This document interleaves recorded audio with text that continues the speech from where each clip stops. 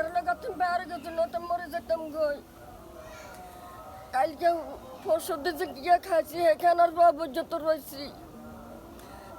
কিচ্ছু করবি তো কিছু না সব শেষ কাপড় চোপড় খেতা বালিশ কিচ্ছু নাই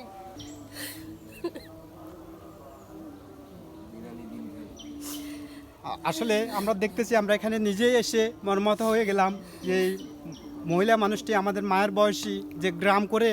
সংসার চালায় তার একজনটা মেয়ে ছিল একটা মেয়েকে বিয়ে দিয়ে দিছে আর একটা মেয়ে আসলে কিভাবে ওই মেয়েকে বিয়ে দিবে একটা টেনশন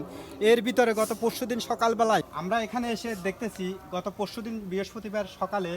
যে এই ঘূর্ণিঝড় ওই ঘূর্ণিঝড়ে অনেক ব্যাপক ক্ষতি করে দিয়ে গেছে আমরা এখানে এসে আপনার ঘরটা যেভাবে নিয়ে গেছে আসলে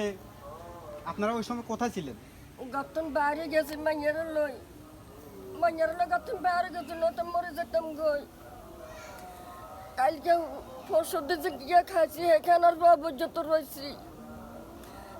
কিচ্ছু করবি তো কিছু না সব শেষ কাপড় চোপড় খেতা বালিশ কিচ্ছু নাই কোনো চেয়ারম্যান মেম্বার আসছিল নাকি আপনাকে দেখা কেউ যেন আপনার ছেলে মেয়ে কয়জন আমার দুইটা মেয়ে একটা মেয়ে বিয়ে দিছি আর একটা মেয়ে আবিটি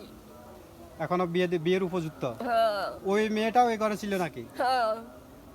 আপনার যে জায়গাতে বসতি আমরা শুনেছি আপনার নিজের কোনো জায়গা নাই আসলে এটা না। কতটুকু সত্যি আমার কোনো জায়গা নাই আমি আর যাই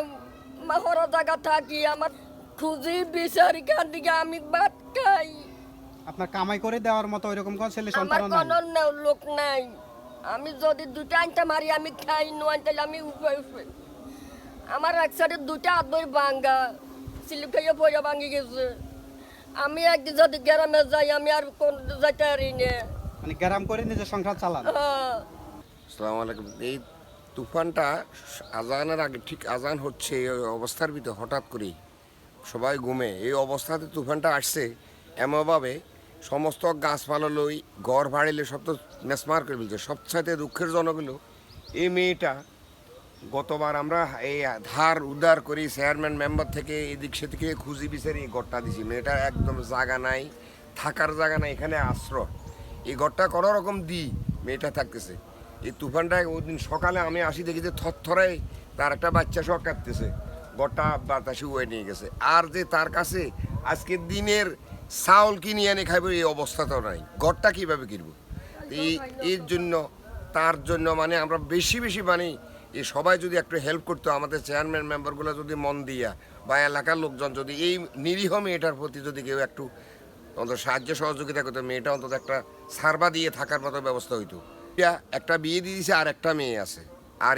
এটাই আছে জামাই নেই জামাই মারা গেছে বহুত আগে এই শুধু এখানে থাকে এই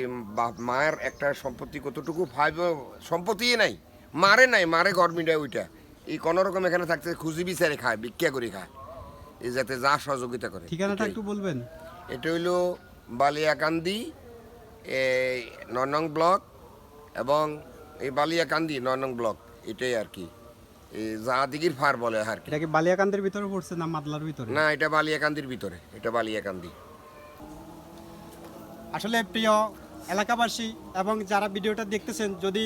৮ নম্বর বিজবাগ ইউনিয়নের চেয়ারম্যান সাহেব এবং মেম্বার সাহেব ভিডিওটা দেখে থাকেন অবশ্যই আপনারা যেখান থেকে ভিডিওটা দেখতেছেন এরকম অসহায় একজন মায়ের পাশে দাঁড়ানোর চেষ্টা করবেন সবাই আমরা জানি আমাদের বাংলাদেশে অনেক লোক আছে এরকম গরিব অসহায়ের পাশে দাঁড়ানোর জন্য আসলে আমরা এখানে এসে নিজেই খুব মর্মাহত হয়ে গেলাম এই মহিলাটার এখানে থাকার মতো অবস্থা নেই গত পরশুদিন সকালে তুফানে এই ঘরটা নিয়ে গেছে তার একটা মেয়ে সহ সে এই ঘরের ভিতরে ছিল আসলে প্রিয় বন্ধুরা সবাই যদি একটু হাত বাড়িয়ে দেন তাহলে এই মাটির অনেক উপকার হবে আমরা সবার কাছে অনুরোধ জানাচ্ছি যদি সম্ভব হয় আমরা ওনার পাশে এসে দাঁড়াই আসলে ওনার মতো মা একজন অসহায় মানুষ উনি অনেক উপকৃত হবে